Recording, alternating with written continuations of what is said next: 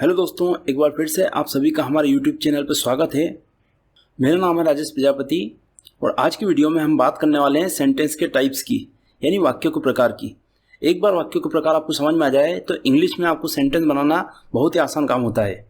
दोस्तों, वीडियो की शुरुआत से पहले मैं आपसे एक बात और कहना चाहूँगा कि यहाँ पर हम ज़्यादा ग्रामर की बात नहीं करेंगे, यानी ज़्यादा डीप में नहीं जाएंगे।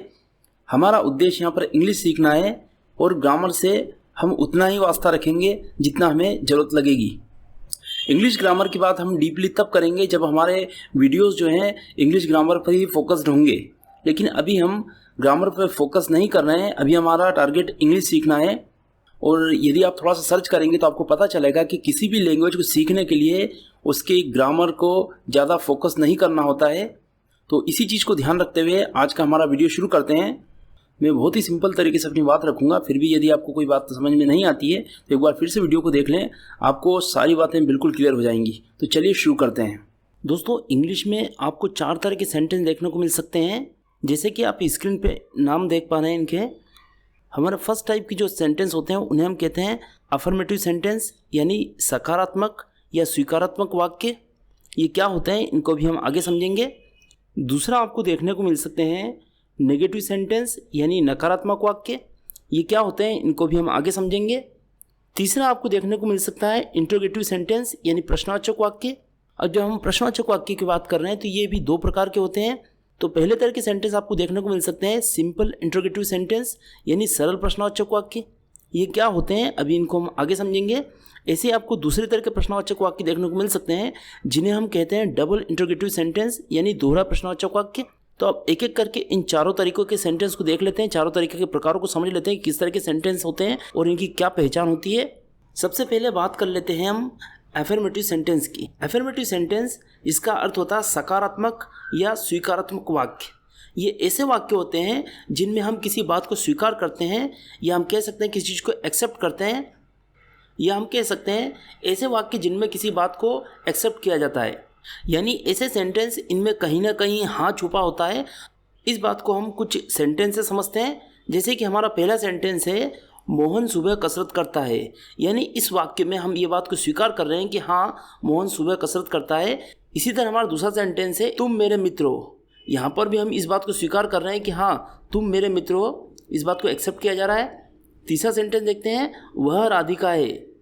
इस बात में भी हाँ छुपा हुआ है कि हाँ, वह राधिका है। तो इस तरह के सेंटेंस जिनमें हाँ में बात की जाती है, यानी किसी तथ्य को स्वीकार किया जाता है, इस तरह के सेंटेंस अफर्मेटिव सेंटेंस कहलाते हैं, यानी सकारात्मक या स्वीकारात्मक वाक्य कहलाते हैं। अब हम बात करते हैं नेगेटिव सेंटेंस की। नेगेटिव सेंटेंस का अर्थ होता है नकारात्मक वाक्य, यानी ऐसे वाक्य जिनमें कहीं ना कहीं नहीं शब्द छुपा होता है, यानी ऐसे सेंटेंस जिनमें हम किसी बात को डिनाई करते हैं, इनकार करते हैं, मना करते हैं। इस तरह के सेंटेंस नकारात्मक वाक्य कहलाते हैं और इन्हें इंग्लिश में नेगेटिव सेंटेंस कहा जाता है। उदाहरण के लिए हमारा पहला सेंटेंस देखते हैं मोहन सुबह कसरत नहीं करता है। इस सेंटेंस में हम इस बात को मना कर रहे हैं कि मोहन सुबह कसरत नहीं करता है, यानी इस सेंटेंस में नहीं शब्द आ रहा है। ऐसे ही हमारा दूसरा सेंटेंस है तुम मेरे मित्र नहीं हो। यहाँ पर भी हम इस बात को एक्सेप्ट नहीं कर रहे हैं, मना कर रहे हैं कि तुम मेरे मित्र नहीं हो। यहाँ पर भी इस सेंटेंस में नहीं आ रहा है। ऐसे ही हमारा तीसरा सेंटेंस देखते हैं वह राधिका नहीं है, यानी यहाँ पर भी हम इस बात को मना कर रहे हैं कि वह राधिका नहीं है। यहाँ पर भी नहीं शब्द आ रहा है इस सेंटेंस में। तो इस तरह के सेंटेंस जिनमें कहीं ना कहीं नहीं शब्द आता है, या यूं कह सकते हैं कि ऐसे सेंटेंस जिसमें किसी बात को मना किया जाता है, इनकार कर दिया जाता है, ऐसे सेंटेंस नेगेटिव सेंटेंस कहलाते हैं और इन्हें हिंदी में नकारात्मक वाक्य कहते हैं। अब बात कर लेते हैं इंट्रोगेटिव सेंटेंस की, जिन्हें हम हिंदी में कहते हैं प्रश्नवाचक वाक्य, या और सिंपल तरीके से कह सकते हैं ऐसे वाक्य जिनसे प्रश्न पूछा जाता है। प्रश्न पूछने वाले वाक्य में आपको 2 तरह के वाक्य देखने को मिलेंगे। एक हो सकता है सिंपल इंट्रोगेटिव, यानी सरल प्रश्नवाचक वाक्य, और दूसरी आपकी कैटेगरी देखने को मिल सकती है डबल इंट्रोगेटिव, यानी दोहरा प्रश्नवाचक वाक्य। अब ये क्या होते हैं इनको भी एक एक करके समझ लेते हैं। पहले हम बात कर लेते हैं सिंपल इंट्रोगेटिव सेंटेंस की। सिंपल इंट्रोगेटिव सेंटेंस, जिन्हें हम हिंदी में कहते हैं सरल प्रश्नवाचक वाक्य, ऐसे प्रश्न पूछे जाने वाले वाक्य जिनकी शुरुआत क्या शब्द से होती है। आप स्क्रीन पे देख सकते हैं हमने 3 सेंटेंस लिखे हैं और तीनों की शुरुआत क्या शब्द से हो रही है। इनकी एक पहचान और होती है, इन प्रश्नों के जवाब हमेशा यस या फिर नो में दिए जाते हैं, यानी हाँ या नहीं में इन वाक्यों के जवाब दिए जाते हैं। चाहे किसी तरह का प्रश्न हो, अगर शुरुआत क्या शब्द से हो रही है तो निश्चित तौर पे इस तरह के प्रश्नों के जवाब यस या नो में ही आएंगे, यानी हाँ या नहीं में ही आएंगे। इस तरह के प्रश्नों को सरल प्रश्नवाचक वाक्य कहा जाता है, यानी सिंपल इंटरोगेटिव सेंटेंस कहा जाता है। जैसे कि हमारा पहला सेंटेंस है, क्या मोहन सुबह कसरत करता है। जब हम सामने वाले से इस तरह के प्रश्न करते हैं तो वो जानता है इस बारे में, तो वो जवाब हाँ या नहीं में देगा। इस तरह से यह एक सरल प्रश्नवाचक वाक्य हुआ। दूसरा सेंटेंस है हमारा, क्या तुम मेरे मित्र हो। हमने जब सामने वाले से ये बात पूछी तो वो जवाब सीधी सी बात है, या तो यस में देगा या फिर नो में देगा। इस तरह से यह भी सिंपल इंटरोगेटिव सेंटेंस हुआ, यानी सरल प्रश्नवाचक वाक्य हुआ। तीसरा हमारा सेंटेंस है, क्या वह राधिका है। यहाँ पर हमने सामने वाले से एक सामने जो लड़की दिखाई दे रही है उसके बारे में पूछा है।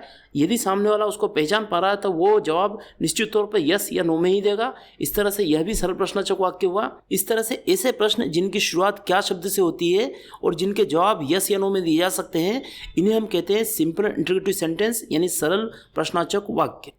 अब हम बात कर लेते हैं डबल इंटरोगेटिव सेंटेंस की, यानी ऐसे वाक्य जिन्हें हम दोहरा प्रश्नवाचक वाक्य कहते हैं हिंदी में। इस तरह के वाक्य की क्या पहचान होती है, इनकी बात कर लेते हैं। दोहरा प्रश्नवाचक वाक्य ऐसे प्रश्न होते हैं जिनके जवाब आप कभी भी यस या नो में नहीं दे पाएंगे, यानी ऐसे प्रश्न जिनके जवाब यस या नो में, हाँ या नहीं में नहीं दिए जा सकते, उन्हें हम कहते हैं डबल इंटरोगेटिव सेंटेंस या दोहरे प्रश्नवाचक वाक्य।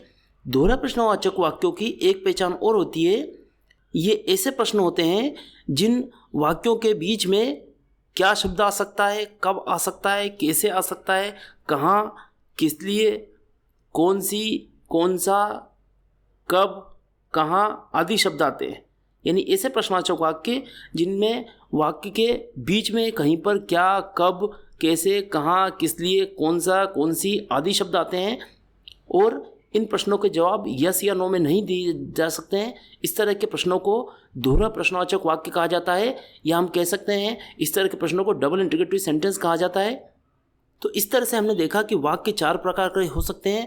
पहला तरीका हमने देखा, सेंटेंस एफर्मेटिव हो सकता है, यानी सकारात्मक या स्वीकारात्मक हो सकता है, यानी ऐसे वाक्य जिनमें हाँ में बात कही जा रही है या किसी बात को स्वीकार किया जा रहा है, इस तरह के वाक्यों को एफर्मेटिव सेंटेंस कहा जाता है, यानी हिंदी में सकारात्मक या स्वीकारात्मक वाक्य कहा जाता है। दूसरी तरह के सेंटेंस हमने देखे निगेटिव सेंटेंस। निगेटिव सेंटेंस जिन्हें हमें हिंदी में नकारात्मक वाक्य कहते हैं, ये ऐसे वाक्य होते हैं जिनमें वाक्यों में नहीं शब्द आता है, यानी ऐसे सेंटेंस इनमें किसी बात को मना किया जाता है, यानी इनकार कर दिया जाता है किसी बात का। इस तरह के सेंटेंस नेगेटिव सेंटेंस कहलाते हैं। फिर हमने बात करी इंटरोगेटिव सेंटेंस की, यानी प्रश्नवाचक वाक्यों की। ये वाक्य ऐसे होते हैं जिनमें प्रश्न पूछा जाता है। प्रश्नवाचक वाक्य दो तरह के देखने को मिल सकते हैं आपको।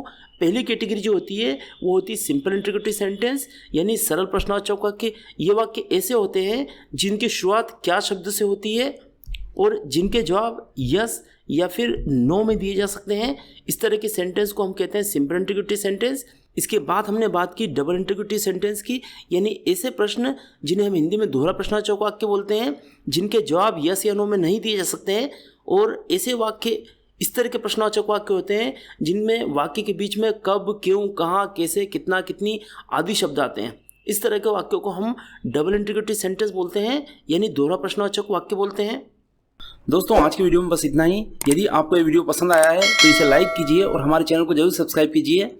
अगले वीडियो में जल्दी मिलते हैं, तब तक के लिए जय हिंद।